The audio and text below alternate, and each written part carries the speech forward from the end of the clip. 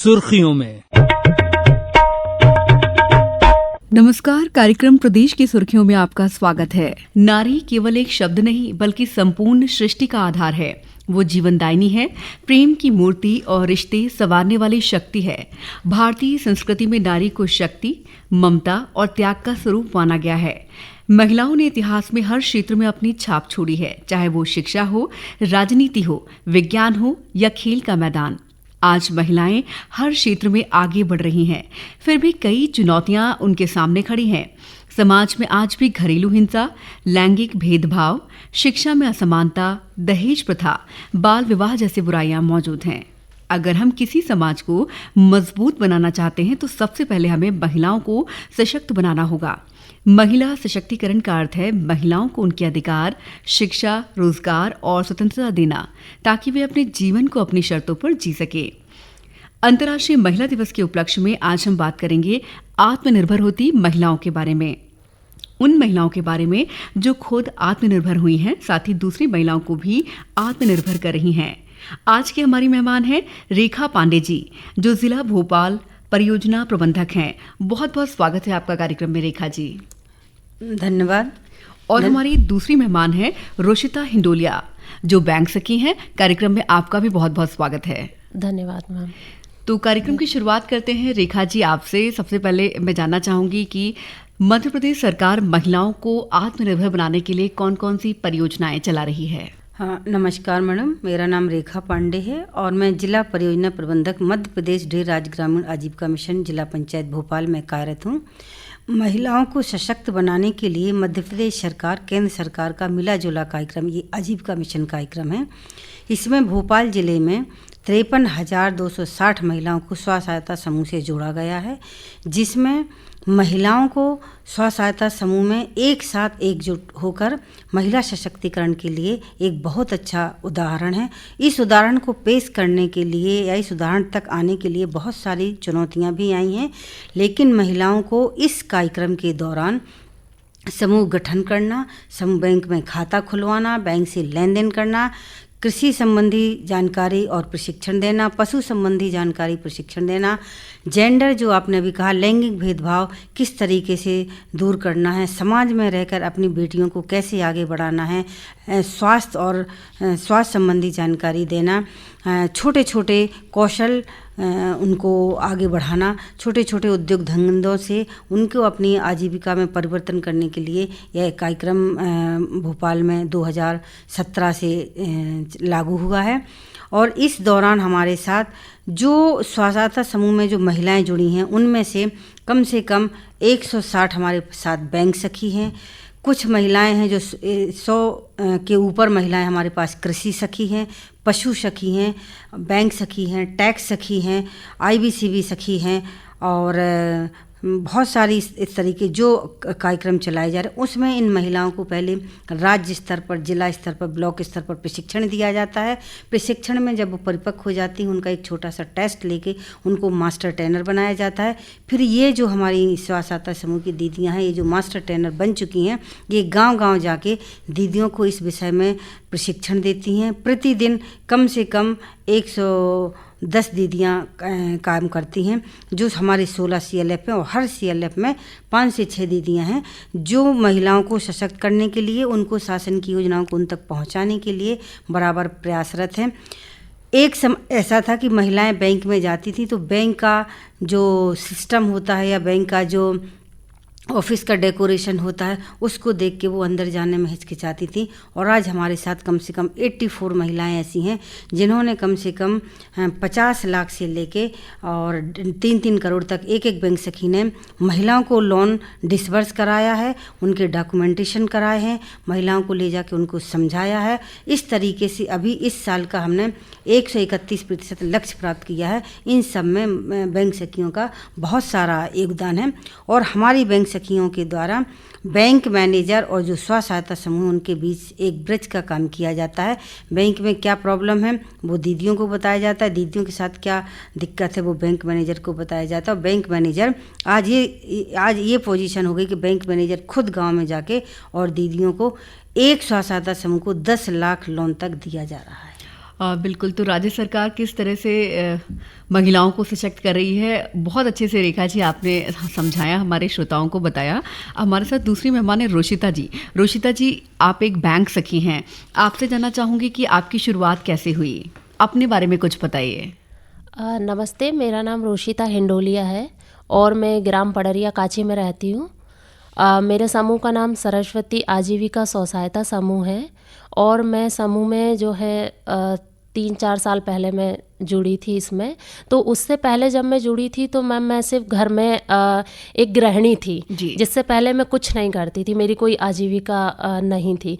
तो अब ऐसा है कि मेरा समूह में जुड़ने के बाद में अब मैं एक बैंक सखी का काम कर रही हूँ और उसके बाद में कृषि सखी का मैं काम कर रही हूँ, उसमें पशु सखी का मैंने काम किया है, टैक्स सखी का काम किया है। इस तरीके से मैम मेरी आजीविका जो है कि बड़ी है और समूह में जुड़ने के बाद में मैंने ये सारे काम किए हैं। बैंक में अभी तक मैंने 2 करोड़ के समथिंग मैंने लोन करवाए हैं, जिसमें कि फर्स्ट डोज सेकंड डोज ऐसे होता है। और उसमें बैंक में लोन करवाने के बाद में ऐसा भी है कि जो दीदियों को हम समूह में लोन दे रहे हैं उन लोगों को हम बताते हैं कि आप लोगों को जो समूह से पैसा मिल रहा है उससे आप लोग भी कुछ काम करो, अपना घर से निकलो, ताकि कि आप लोग भी अपनी आजीविका कुछ बढ़ाओ। तो आप लोग भी इस तरीके से काम कर सकती हैं। तो और समूह से जुड़ने के बाद में पहले तो ये है कि मैं इतना कुछ भी नहीं थी। समूह से जुड़ने के बाद में बहुत कुछ काम मैंने ऐसे किए हैं और दीदियों को भी हम बताते हैं कि आप लोग भी समूह में जुड़ो और अपनी कोई गतिविधि करो।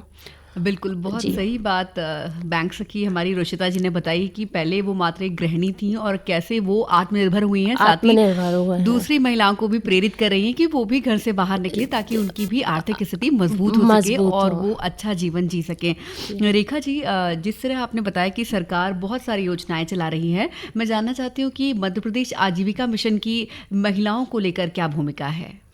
दीपा जी, मध्य प्रदेश राज्य ग्रामीण आजीविका मिशन में स्व सहायता समूह गठन करने के बाद महिलाएं जो एक समूह में 12 से 15 महिलाएं होती हैं, ज़्यादा से ज़्यादा हम 20 रख सकते हैं, वो महिलाएं अपने परिवार के साथ मिलकर कार्य योजना बनाती हैं। अपने पति, अपने ससुर या अपने बच्चे जो भी होते पूरे परिवार के साथ मिलकर कार्य योजना बनाती हैं, जिसमें उनकी कुशलता है, यदि वो उस काम को करना चाहती हैं तो वो भी करती हैं। जैसे आजीविका मिशन में आपको बता दें, कृषि संबंधी कार्य से भी वो अपनी आजीविका बढ़ा सकती हैं। अगर उनके पास पशु 2 हैं, 2-4 और लेके भी वो अपनी आजीविका बढ़ा सकती हैं। और रोजगार मेले लगते हैं जिनमें उनके बच्चों को कंपनियों में और उनके बेरोजगार बच्चों को आपसी समन्वय कराया जाता है। एक साल में एक विकासखंड में 4 रोजगार मेले लगाए जाते हैं, उनसे उनके बच्चों को प्राइवेट कंपनियों में नौकरी भी मिलती है। अगर किसी को गाड़ी वाहन लेना है, किराने की दुकान खोलना है, स्टेशनरी की दुकान खोलना है, कपड़े की दुकान खोलना है, जो भी वो उद्योग धंधे करना चाहती हैं उससे संबंधित आजीविका मिशन द्वारा प्रशिक्षण दिया जाता है और उससे संबंधित उनको आर्थिक सपोर्ट बैंक के द्वारा करवाया जाता है। इस तरीके से महिलाएं आजीविका मिशन में अपने आजीविका को बढ़ाने के लिए उस प्रकार की सुविधा उनको प्रदान की जाती है। तो पहले स्टाफ है और स्टाफ के साथ साथ हमारे साथ सीआरपी हैं। तो आजीविका मिशन से जुड़ी हुई महिलाएं जिस भी कार्य में या क्षेत्र में अपनी आजीविका बढ़ाना चाहती हैं वो उनको प्रशिक्षण दिया जाता है। और इस परिवार में जो परिवार आजीविका मिशन से जुड़ चुका है दीपा जी, तो उनको एक गतिविधि नहीं, हम कम से कम 3 गतिविधि के लिए प्रमोट करते हैं कि अगर एग्रीकल्चर कर रही हैं, किसी समय बारिश ज़्यादा हुई कम हुई, यदि उनको फसल में नुकसान हुआ तो दूसरी गतिविधि अगर वो पशु की कर रही हैं उससे उनको सपोर्ट मिल सकता है। इन दोनों के अलावा वो लघु उद्यमिता विकास, जैसे किराना दुकान, स्टेशनरी की दुकान, कोई गाड़ी वाहन, कोई ऑटो है, अगर वो इसमें भी काम कर रही हैं तो अगर उनको एग्रीकल्चर में नुकसान हुआ है तो वो पशुपालन से और अन्य तीसरी गतिविधि से वो अपने परिवार को सपोर्ट कर सकती हैं और वो जोखिम में वो परिवार नहीं जा सकता है। इस तरीके कम से कम आजीविका मिशन की दीदियों को 2 से 3 गतिविधि प्रमोशन के लिए हम लोग काम करते हैं। बिल्कुल, आपने बताया वाकई बहुत ही सराहनीय पहल है राज्य सरकार की। रेखा जी, एक चीज़ और जानना चाहेंगे कि मान लीजिए कोई महिला है, आपने बताया कि 10 लाख रुपए तक के लोन हो जाता है, रोशिता जी ने बताया कि वो अभी तक 2 करोड़ रुपए का लोन महिलाओं को सैंक्शन करा चुकी हैं, तो क्या प्रोसीजर रहता है? मान लीजिए कोई घर में अभी महिला बैठी है, वो हमारे कार्यक्रम को सुन रही है, वो चाहती है कि वो कुछ करे, तो उसके लिए क्या प्रोसीजर होती है? उसके लिए वो महिला अगर समूह में जुड़ी है तो कोई दिक्कत नहीं है। अगर समूह में नहीं जुड़ी है तो पहले उनको राज्य आजीविका ग्रामीण मिशन के जो समूह है उसमें जुड़ना है, और उनको जुड़ने के बाद खाता खुलवा के बैंक में, और बैंक से उनको अपनी मंथली सेविंग उसमें जमा करना है। जब वो मंथली सेविंग कर लेते तो राज्य सरकार के द्वारा उनको 15,000 का रिवॉल्विंग फंड दिया जाता है, उसका वो लेन देन करती हैं।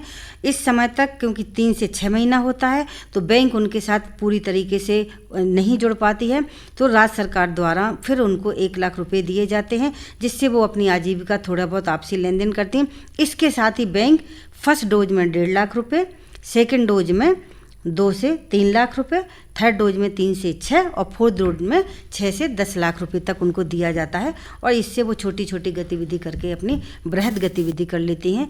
अंतर्राष्ट्रीय महिला दिवस के अवसर पर एक कार्यक्रम है, तो मैं आपको बताना चाहती हूँ कि जो महिलाएं भोपाल ज़िले में बिल्कुल गृहिणी थी, आज कम से कम 173 दीदियाँ ऐसी हैं जो स्कूटी से जाके स्कूटी ली है, स्कूटी उन्होंने चलाना सीखी है, और वो बैंक और अन्य दीदियों के साथ गांव में मिलकर कार्य कर रही है। बिल्कुल, वाकई रेखा जी, ये महिला सशक्तिकरण का इससे बेहतर एग्जाम्पल और क्या हो सकता होगा कि आपने बताया घर से निकलकर खुद के पैसों से स्कूटी खरीद कर आगे काम कर रही हैं, अपने परिवार को सक्षम बना रही हैं, खुद भी सक्षम हो गई हैं।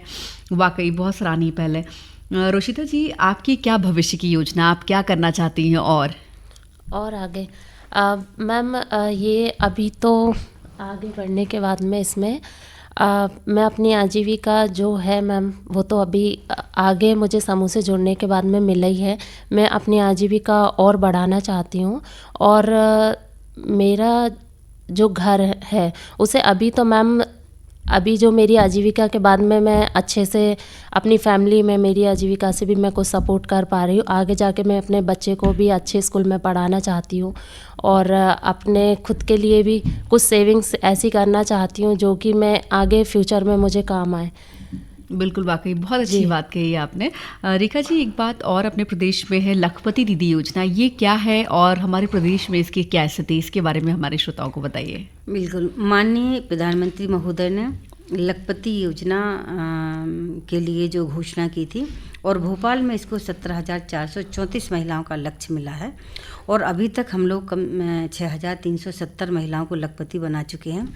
जो महिला घर में थी, जिसको अपने पति पर डिपेंड रहना पड़ता था एक एक पैसे के लिए, और पति से ही मांगते थे जनरली कि खर्चे के लिए पैसे दीजिए, वो महिलाएं समूह से जुड़ी हैं और जो गतिविधि कर रही हैं, तो उन महिलाओं के परिवार में खर्चा करने के बाद अगर 1 लाख रुपए उनकी सेविंग्स हो रही है तो उनको लखपति श्रेणी में लाया जाएगा, और लखपति श्रेणी से उनको सम्मानित भी किया गया है। तो 6,000 के ऊपर अभी हम लोग महिलाएं कर चुके हैं, क्योंकि जो उनका परिवार पहले चल रहा था और जिस परिवार से अपने वो परिवार का भरण पोषण कर रहे थे वो है ही, लेकिन समूह से दीदी जब जुड़ गई है तो उसको अपनी कम से कम 10 से 12,000 रुपये पर मंथ इनकम करना होगी।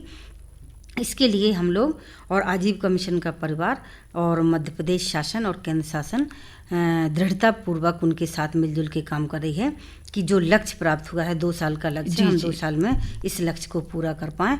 और प्रशासन हमेशा इनके लिए सोचता है, और तरह तरह के कार्यक्रम, तरह तरह की गतिविधि और मार्केटिंग की व्यवस्था, उत्पादों की व्यवस्था, ये सारी चीज़ें हम लोग कर रहे हैं। बिल्कुल, तो लखपति दीदी योजना क्या है ये तो हमने जान लिया है। साथ ही आजकल प्रदेश में शक्ति दीदी, ऊर्जा दीदी, बैंक सखी जैसे तमाम नामों से महिलाएं आर्थिक रूप से स्वावलंबी बन रही हैं। उनके पीछे की कहानी आपसे थोड़ा विस्तार से जानना चाहूँगी। जैसे बैंक सखी है, तो बैंक सखी पहले एक समूह की दीदी होती है, क्योंकि वो गृहिणी होती है, गृहिणी के बाद वो समूह में जुड़ी तो वो अभी समूह की दीदी है। अब जब बैंक सखी की गाइडलाइन हमारे पास आती है कि हमको बैंक में बैंक सखी रखना, जिस बैंक में कम से कम 30 स्व सहायता समूह के खाते हों उसमें हम एक बैंक सखी रखते हैं। बैंक सखी के लिए कम से कम 10th पास महिला होना चाहिए। तो हम लोग समूह में मीटिंग में के दौरान ये चर्चा करते हैं कि कौन दीदी बैंक सखी बनना चाहती है, तो वो लोग अपना अपना आवेदन CLF स्तर पर या ग्राम संगठन स्तर पर देती हैं। फिर उनको सबसे पहले 2 दिवस का प्रशिक्षण दिया जाता है, जिसमें वो आजीविका मिशन को समझें और क्या काम करना है वो समझें। इसके बाद फिर उनको 7 से 10 दिन का प्रशिक्षण बैंक के द्वारा, जैसे रूट सेट है उसके द्वारा दिया जाता है। और फिर उनको फिजिकल बैंक में ले जाके बैंक मैनेजर के साथ मिला के कि ये हमारी बैंक सखी है, बाकायदा पत्राचार द्वारा करके उनको बैंक के मैनेजर आते हैं, वो ट्रेनिंग देते हैं कैसे उनको खाता खोलने का आवेदन भरना है, उसमें क्या क्या डॉक्यूमेंट्स लगते हैं, इस सारी जानकारी से उनको वो किया जाता है। जब वो काम करने जाती हैं तो स्टार्टिंग में ऐसे करना है तो उनको सिखाया जाता है, ऑन जॉब ट्रेनिंग भी दी जाती है। इसमें वो धीरे धीरे बैंक सखी बन जाती, फिर उनमें धीरे धीरे कॉन्फिडेंस आता है, एक खाता खुलवाया, 2 खुलवाया। और हम लोग बैंक मैनेजर को भी सेंसिटाइज करते हैं, उनके स्टाफ को भी करते हैं और बैंक सखी को भी करते हैं। इससे वो आजकल बैंकर्स डीपीएम, ब्लॉक मैनेजर इनको कम फ़ोन करते हैं, बैंक सखी को ज़्यादा फ़ोन करते हैं, दीदी ये लोन डिसबर्स हो गया और उन महिलाओं को लेके आना है, या ये लोन रीपेमेंट चल रहा है, इस तरीका है। और दीपा जी, मैं आप ये कहना चाहूँगी बैंक सखियों के सपोर्ट से बराबर जो उनको मिलता रहता है, क्योंकि मंथली हम लोग भी मीटिंग बैंक सखी की लेते हैं। तो हमारे भोपाल ज़िले में एक सिंगल रुपीज़ भी ऐसा नहीं है, या एक सिंगल ऐसे दीदी ऐसी नहीं है जो एनपीए में हो। वो समझ रही हैं कि टाइम पर हमको पैसा मिल रहा है तो हमको टाइम पे लौटाना भी है, तो वो टाइम पर अपनी किस्त भी जमा करती हैं। तो भोपाल ज़िले में एनपीए नहीं है। वाकई बहुत ही बेहतरीन कहानी है हमारी सशक्त होती महिलाओं की। रोशिता जी, आपसे जानना चाहूँगी कि भविष्य में, जैसा कि आपने बताया कि बहुत कुछ करना चाहती हैं, आपके जैसी जो भी महिलाएं काम करना चाहती हैं उनको आप क्या कहना चाहेंगी?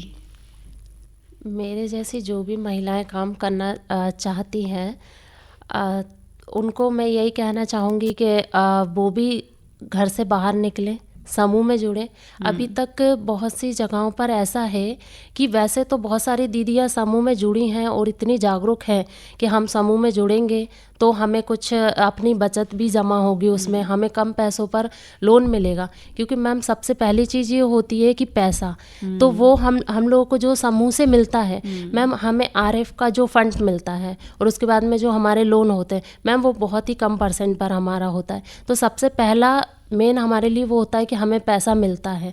तो कभी कभी क्या होता है, वो मिलता है तो हम उससे अपनी आजीविका तो करते ही हैं, पर अगर हमें वो पैसा अपन लेंगे और अगर अपन बड़े स्तर पे भी करना चाहते हैं उसको, तो बहुत सी दीदियाँ आज भी ऐसी हैं जो कि सोचती हैं कि हमें काम करना है, हम कुछ कर सकते हैं, लेकिन वो रह जाती हैं, नहीं कर पाती हैं। तो वो अपना पैसा लेकर अपनी खुद की आजीविका कुछ करें। और प्रशिक्षण तो मैम ने बताया है कि हम लोगों को जो है ट्रेनिंग मिलती है, उसमें कृषि सखी का हो गया, पशु सखी का हो गया, और मैम इसमें जो है सिलाई का हो गया, पार्लर का हो गया, रूट सेट संस्थान जो मैम ने बताया है उसमें भी हम लोगों को काफ़ी अच्छा प्रशिक्षण दिया जाता है।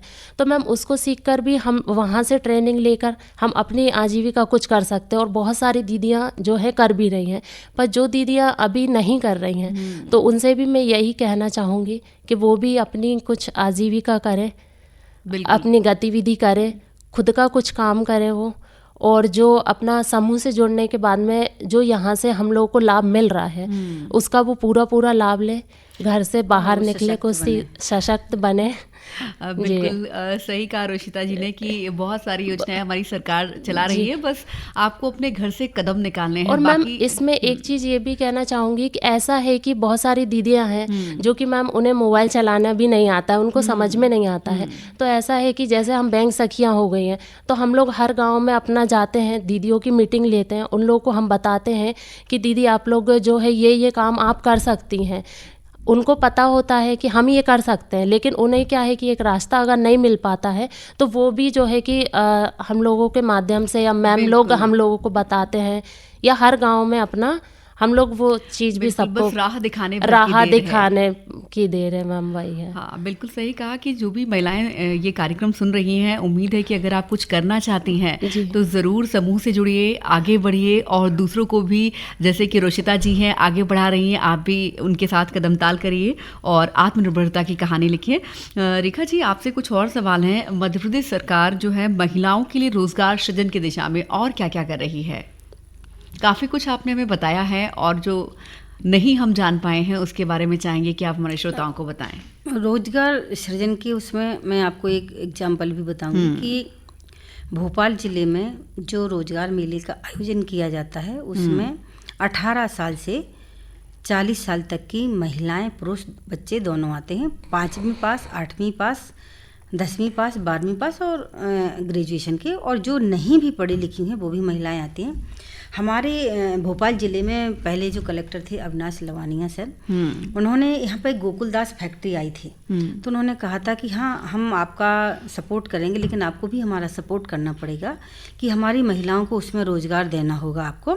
तो इस समय गोकुलदास फैक्ट्री में हमारे भोपाल ज़िले की 2100 दीदियाँ हैं लगभग जो वहाँ पर जॉब कर रही हैं, जो 2 शिफ्ट में काम कर रही हैं। इसलिए हर क्वार्टर में, हर तिमाही में हर विकास खंड में एक रोजगार मेले का आयोजन किया जाता है, जिसमें महिलाओं को रोजगार मेले में बुलाया जाता है। और जो महिला अगर जॉब करना चाहती है तो उनके लिए बेसिक सुविधाएं जो होती हैं वो भी उपलब्ध कराई जाती हैं, और महिलाएं काफ़ी कुछ जॉब कर रही हैं। कुछ प्राइवेट स्कूल्स में आई हैं। अभी हमने हेल्थ का एक ट्रेनिंग करवाया था, जिसमें वो केयर टेकर के लिए भी उन्होंने रखा है। और केयर जो हॉस्पिटल है उसके द्वारा कुछ ANMs की ट्रेनिंग में गई हैं, कुछ नर्सिस की ट्रेनिंग में गई हैं। तो बराबर प्रयास रहता है मध्य प्रदेश सरकार का और जिला प्रशासन का कि महिलाओं को जिस क्षेत्र में रोजगार करने की वो इच्छुक हैं तो उनके साथ कोऑर्डिनेशन करके उनको जॉब दिलाया जाए, जिससे वो अपनी शिक्षा के अनुसार उनको जॉब प्राप्त हो सके। बिल्कुल, वाकई तो सरकार की वाकई बहुत अच्छी पहल है, और खासकर जो महिलाएं इंटरेस्ट के हिसाब से सबसे ज़रूरी रहता है, उसमें बहुत सारे इंटरेस्ट हैं। आप अगर मेडिकल में जाना चाहती हैं, सिलाई कढ़ाई, पार्लर, या जैसा कि बताया कृषि है, उद्यानिकी है, किसी भी क्षेत्र में आप अपने कदम बढ़ाना चाहती हैं तो सरकार आपके साथ हर कदम पर है। रेखा जी, साथ ही ये भी आपसे जानना चाहेंगे कि जिस तरह आपने बताया कि महिलाओं को प्रशिक्षण दिया जाता है, तो कौन कौन सी ऐसी चीज़ें हैं जिनमें उनको प्रशिक्षित किया जाता है और ताकि वो अपने कदम आगे बढ़ा सकें? अभी सबसे ज़्यादा क्षेत्र में या सबसे ज़्यादा महिलाओं को जो प्रशिक्षण मिला है वो सिलाई का प्रशिक्षण है। और पिछले 3 वर्षों में मध्य प्रदेश शासन द्वारा जो स्कूल में, गवर्नमेंट स्कूल में जो बच्चे और बच्चियां जो रहती थी उनकी यूनिफॉर्म हमारी स्व सहायता समूह की दीदियों ने बनाया है।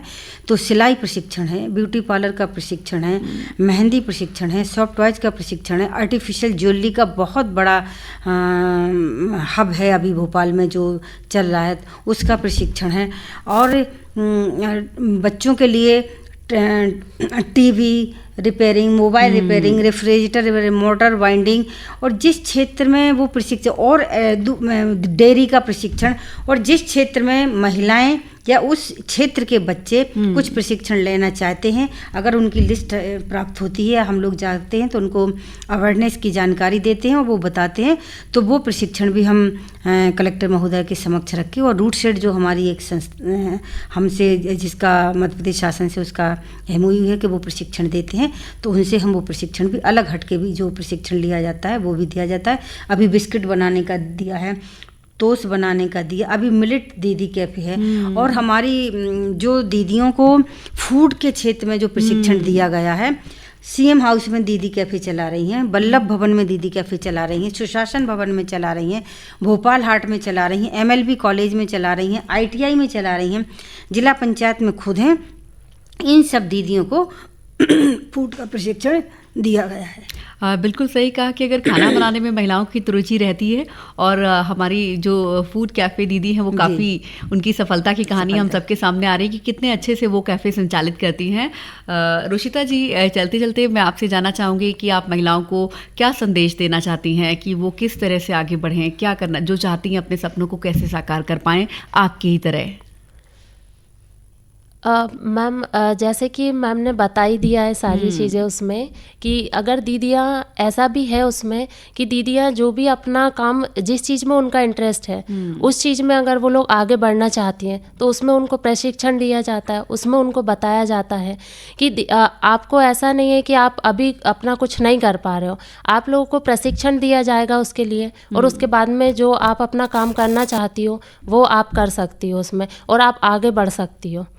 बिल्कुल। तो रेखा मैम ने जैसा कि विस्तार से काफ़ी चीज़ें जानकारी दी है, जिस तरह से रोशिता जी ने अपना सपना साकार किया है, आगे आई हैं और अपने परिवार को भी फाइनेंशियली सपोर्ट कर पा रही हैं, साथ ही अपने फ्यूचर प्लान्स को लेके भी बिल्कुल सतर्क हैं कि किस तरह से निवेश करें, कैसे अपने लिए और अच्छी आर्थिक स्थिति अपनी सुदृढ़ करें।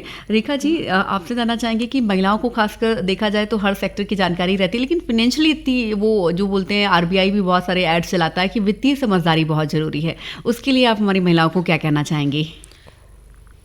महिलाओं को यही संदेश है कि जिस तरह वो अभी, जैसे एक भोपाल ज़िले में 16 क्लस्टर लेवल फेडरेशन है और एक क्लस्टर लेवल फेडरेशन में कम से कम 56 लाख रुपए से लेके 80-90 लाख रुपए तक है, जिनका मैनेजमेंट खुद महिलाएं कर रही हैं। हो सकता है कि महिलाएं इसके पहले फाइनेंशियल थोड़ा सा किसी को देने में या उसका हिसाब किताब रखने में कमज़ोर हों, लेकिन उनको जो बुक कीपर का प्रशिक्षण दिया है, जो सीए बनाया गया है महिलाओं को, जो क्लस्टर की सीए होती हैं, उन महिलाओं को हमारी अध्यक्ष, कोषाध्यक्ष, सचिव और बुक कीपर और इनके सामने बैठी रहती हैं महिलाएं, जो सभी ग्राम संगठन की अध्यक्ष होती हैं। बड़े बड़े फाइनेंशियल डिसीजन वो ले रही हैं, किसको गाड़ी लेना है, 1-1 लाख रुपए वो देती हैं। 8 लाख रुपए की अभी एक आदर्श CLF ने गाड़ी अपने एक आजीवी दीदी को उठवाई है, जो आजीविका मिशन से जुड़ी हुई है। तो धीरे धीरे महिलाएं, उतना तो नहीं क्योंकि उनको एक अकाउंटेंट या किसी की आवश्यकता नहीं होती है, वो दीदियां ही जो बुक कीपर हैं, कोषाध्यक्ष हैं, अध्यक्ष हैं, अभी धीरे धीरे वो फाइनेंशियल पावर अपना समझने लगी हैं, फाइनेंशियल मैनेजमेंट कैसे करना है वो करने लगी हैं और अभी हम लोग उनके साथ बराबर प्रशिक्षण करते हैं, प्रयासरत हैं। महिलाएं हमारी ऑडिट भी करने लगी हैं। वो कैसे समूह का ऑडिट करना है, कैसे ग्राम संगठन का करना है, ये रोशिता ने भी ग्राम संगठन और समूह का, समूह में 25 से 20 हज़ार रुपये होते, पहले उनका ऑडिट करती हैं, फिर ग्राम संगठन में 4 से 10 लाख रुपए होते, उनका ऑडिट करती हैं, फिर CLF में तो 10-25 लाख से लेके 1 करोड़ रुपए तक होते। तो धीरे धीरे उस ऑडिट की ओर दीदियाँ बढ़ रही हैं। तो राज्य सरकार महिलाओं को फाइनेंशियल पावर देकर उनको मैनेजमेंट सिखा रही है और उनके लिए बराबर फाइनेंशियल कैसे और वो आगे बढ़ें और अपना मैनेजमेंट बेहतर तरीके से समझ पाएँ, इसके लिए बराबर प्रशिक्षण दे रही हैं। बिल्कुल, बहुत सही बात आपने कही कि फिनेंशियल पावर मिली है तो वित्तीय समझदारी जाहिर तौर पर महिलाओं के आगे बढ़ेगी और उम्मीद करते हैं कि जिस तरह रोशिता जी आत्मनिर्भर हुई हैं, आप महिलाओं के लिए एग्जाम्पल हैं। जैसे कि रेखा जी, आप खुद एक महिला हैं, खुद सशक्त हुई हैं और दूसरी महिलाओं को भी महिला सशक्तिकरण की दिशा में कदमताल बढ़ाने के लिए प्रेरित कर रही हैं, उनकी मदद कर रही हैं। आप हमारे कार्यक्रम में आई, आप दोनों लोगों का बहुत बहुत शुक्रिया। धन्यवाद। धन्यवाद मैम। और इसी के साथ हमारे इस कार्यक्रम में फिलहाल इतना ही। अगले सप्ताह फिर होगी आपसे मुलाकात। नमस्कार। सुर्खियों में